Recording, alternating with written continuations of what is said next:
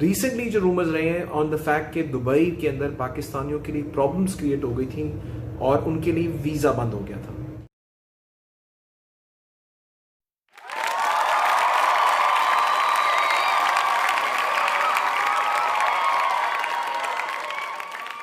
Hello everyone, thank you very much and welcome to the Yusuf Rizvi YouTube channel, जिसका point of view ये है कि I try to provide interesting information on travel, on business and a lot of things. Somehow ये सारी चीज़ें क्योंकि जो interlink करती हैं क्योंकि businesses, politics और finances सब interlink करते हैं, इसकी वजह से we discuss usually a lot of these things. अब एक इम्पॉर्टेंट पॉइंट जो मैं शेयर करना चाहता हूँ वो ये है कि पाकिस्तान के लिए जो पाकिस्तानीज अब्रॉड हैं बहुत सारे, वो पाकिस्तान के ओवरसीज पाकिस्तानीज एक बहुत बड़ा एसेट है पाकिस्तान के लिए, क्योंकि वो पाकिस्तान के अंदर रेमिटेंसेस भेजते हैं। वो पाकिस्तानीज यहाँ पैसे जो भेजते हैं वो पैसा इकॉनमी में सर्कुलेट होता है, वो पैसा लोग प्रॉपर्टीज में लगाते हैं, वो इन्वेस्टमेंट करते हैं, वो स्टॉक्स खरीदते हैं और उससे एक सर्कल शुरू होता है जिसकी वजह से we get circulation of money from outside the country और हमारे बैलेंस ऑफ पेमेंट्स के लिए भी बहुत हेल्पफुल होता है। रिसेंटली जो रूमर्स रहे हैं ऑन द फैक्ट कि दुबई के अंदर पाकिस्तानियों के लिए प्रॉब्लम्स क्रिएट हो गई थी और उनके लिए वीज़ा बंद हो गया था। सो दैट इज करेक्ट, पाकिस्तानियों के लिए वीज़ा उन्होंने रोक दिया था। पिछले दिनों मैंने भी जो अपनी वीडियो अपलोड की थी जिसमें मैंने बताया था कि इजराइल और यूएई की बहुत अच्छे रिलेशंस होते जा रहे हैं। दे हैव एक्सेप्टेड दोनों कंट्रीज ने, मतलब यूएई ने इजराइल को एक्सेप्ट कर लिया था। तो उसकी वजह से मुझे लगा कि क्या ये रीज़न है जिसकी वजह से पाकिस्तान के लिए वीज़ा बंद हुआ, मे बी मुसलमान कंट्रीज के लिए और के भी बंद हुआ है, तो क्या one of the reason was this. But then जब मैंने और रिसर्च की और मुझे पता लगा कि दुबई में जो वीज़ेस बंद कर रहे हैं वो अब फैमिलीज के लिए ओपन हो चुके हैं। So if you want to travel to Dubai as a family there is no problem. बाद में मुझे जो कंफर्म हुआ कुछ एयरलाइन ऑफिस से, उन्होंने ये तक कहा कि अगर आप इंडिविजुअल भी अगर आप ठीक है, तो आपकी अगर क्रेडिबिलिटी ठीक है, आपका बैकग्राउंड उनको ठीक लगता है, तो वो उनको भी वीज़ा इशू कर देते हैं। इसके लिए वो क्या चेक लगाते हैं, क्या प्रीवियस हिस्ट्री देखते हैं, कोई रिकॉर्ड देखते हैं कि उसकी क्लियरेंस तो नहीं है या वो यहाँ पे काम तो नहीं करता था, क्योंकि इस सब का क्रक्स का रीजन मल्टीपल चीजें थी। सो नाउ जो रीसेंट रिपोर्ट आई है उसके मुताबिक ये है कि दुबई में जो है मैसिव किस्म की फायरिंग हो रही है, लोगों को जॉब से निकाला जा रहा है और एक्सपैट्स वो हैं जो दूसरे मुल्कों के लोग आके काम कर रहे हैं दुबई के अंदर, वो बहुत सारे लोग अब सोच रहे हैं कि दुबई छोड़ के जाने के बारे में।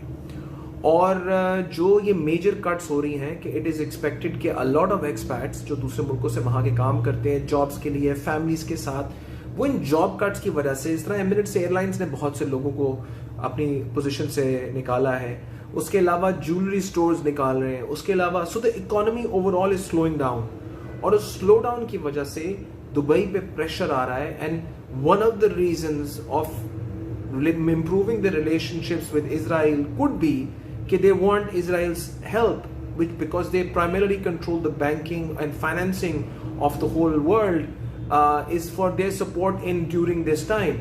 So this could be a possibility. As I said, this is a conspiracy theory. It might be correct, it may not be, but somehow it seems that it is possible. तो पाकिस्तान से उन्होंने families को मना नहीं कर रहे कि वो लोग ना वो आए, वो उनके लिए आना ओपन है। If you apply visa, if you use check-in.pk, you book a flight there and you ask us for assistance in a visa, that can be done. But I feel कि because of the current situation जो firing हो रही है और लोग वापस जा रहे हैं, वो इंडिविजुअल्स को आने नहीं देना चाह रहे ताकि वो यहाँ पे आके जॉब सीखने के लिए ना आए। और बहुत सारे लोगों को, जो मैं कुछ लोगों को जानता हूँ जो दुबई बेस्ड हैं, वो लोग भी पाकिस्तान वापस आके जॉब करने आ रहे हैं क्योंकि उनको दुबई में प्रॉस्पेक्ट्स बहुत जो है वो डिफिकल्ट नजर आ रहे हैं। तो जो लोग हालात बेहतर हो रहे हैं क्योंकि ऑयल प्राइसेस ग्लोबली गिरी हैं, ऑयल प्राइसेस की वजह से सारी इकोनॉमीज कॉन्ट्रैक्ट हुई हैं और interestingly the biggest contraction in economies में सब में आई है, उनमें सबसे नंबर 1 पे यूएई है और उसके बाद कतर है। तो इनमें जो पाकिस्तानी वहां पे काम कर रहे थे उनको भी प्रॉपर्ली क्लियर करा जा रहा है, वो पाकिस्तान वापस आएंगे अपने फंड्स के साथ, या जो यहाँ से हैं वो वहां जाएंगे नहीं। जो वहां पे लोग रह रहे हैं वहाँ कॉस्ट ऑफ लिविंग बहुत ज्यादा है, उसके बाद स्पेशली द टैक्स जो इम्प्लीमेंट हुआ था उसकी वजह से उन लोगों के लिए अपनी फैमिलीज को वहाँ रखना और उनके लिए उनकी एजुकेशन पे करना, उनके एक्सपेंसेस पे करना, it's getting difficult. And when you don't have a job और फिर you ask people to live in a place like Dubai which is primarily expensive, और उसके बाद उसको कंटिन्यू करना, तो मेरे ख्याल में ये एक बहुत एक डिफिकल्ट टाइम होगा सबके लिए। तो इसी वजह से बहुत सारे लोग जो है वो वहाँ से मूव आउट कर रहे हैं। और इट्स नॉट जस्ट कि पाकिस्तान के लिए है ये, मतलब जितने भी फॉरेनर्स वहाँ पे काम कर रहे हैं, क्योंकि सबसे बड़ी concentration of foreigners working abroad is in the UAE, और इसकी वजह से उनकी इकोनॉमी में उनका बहुत मेजर कंट्रीब्यूशन है इन हॉस्पिटैलिटी, और यूएई के जो अपने लोग हैं वो बहुत कम काम कर रहे हैं। तो I think this is one of the biggest reasons, जब से ऑयल प्राइसेस गिरी हैं और ये इकोनॉमीज कॉन्ट्रैक्ट करी हैं, कोरोना वायरस आ गया, उसके बाद जो ऑप्टिमिज्म था इकोनॉमी में दुबई की hype and the lights, I personally feel Dubai मेरे लिए एक अब वो बिजनेस हब के तौर पे बनना चाह रहा है, it wants to become the business, but initially it was like Disneyland, it was just in a desert. उन्होंने एक पूरी सिटी बनाई, glorious city with lights, with glimmer, with sightseeing, with मतलब इवेंट्स करने की जगहें और एक हसन बसल, पीपल स्टॉप ओवर करें। एमिरेट्स ने दुबई को बनाया, एमिरेट्स रुकती, शुरू में मुझे याद है जब एमिरेट्स आती थी तो वो कहती थी हम आपको फ्री स्टे देंगे, फ्री, आपको कुछ नहीं कर रहा, और अब दोबारा उन्होंने फ्री स्टे की एक्चुअली ऑप्शन दोबारा शुरू कर दी है, लोगों को दे रहे हैं just to pump up Dubai, and लोग रुकें और एक दफ़ा रुक जाएं, फिर वहाँ इन्वेस्टमेंट भी कर दें। पाकिस्तान से बहुत इन्वेस्टमेंट भी वहाँ गई, Pakistan is one of the biggest investors in Dubai. So that is one of the major points के पाकिस्तान कि अगर वर्कर्स वहाँ काम कर रहे हैं तो ये बात दुबई को भी और यूएई को रियलाइज करनी है कि Pakistan is one of the biggest investors in Dubai also, so that money that we spend there and the money जो हमारे टूरिज्म के से वहाँ जाता है या हमारे इन्वेस्टर्स से वहाँ जाता है वो उनकी इकोनॉमी सर्कुलेट करता है और बहुत जॉब्स क्रिएट करता है। तो दोनों की सिग्निफिकेंस एक दूसरे के लिए है। इट्स नॉट जस्ट के Pakistani workers are working there, because there are lot of countries इनके वर्कर्स वहाँ काम कर रहे हैं। You talk about the Philippines, you talk about other countries जहाँ से लोग, मोरक्को, अफ्रीका से लोग आते हैं, एशिया से बहुत लोग आके काम कर रहे हैं दुबई के अंदर। तो बट यू कुड सी कि Aahista Aahista cost is getting up and लोगों के लिए बड़ा एक्सपेंसिव हो रहा था दुबई में रहना। And so let's hope for the best. As I said कि जैसे ऑयल रिकवर करेगा, if oil recovers after the pandemic and things come back to normal slightly better, जिस तरह ओपेक थोड़ी कट्स कर रहा है लेकिन ऑयल भी मार्केट में आया जा रहा है, तो ऑयल एक सस्टेनेबल प्राइसिंग के अंदर चल रहा है। If oil improves next year, इनके फाइनेंसेस बेहतर होते हैं, तो I expect that may be it's a possibility कि गवर्नमेंट इंजेक्शन जो करेगा अपनी दुबई के अंदर वो खुद अपना करेगा। अब आप देखिए कि मेजर, मैंने इस तरह बताया कि एमिरेट्स ने लोगों को निकाला है, अल नखील ने निकाला है, ईमार ने निकाला है, बहुत से लोगों की जॉब्स को ख़त्म कर रहे हैं या इनको रिमूव कर रहे हैं, और उसका डायरेक्ट इम्पैक्ट जो एक्सपेक्ट लोग वहाँ पर हैं उनके ऊपर आ रहा है। तो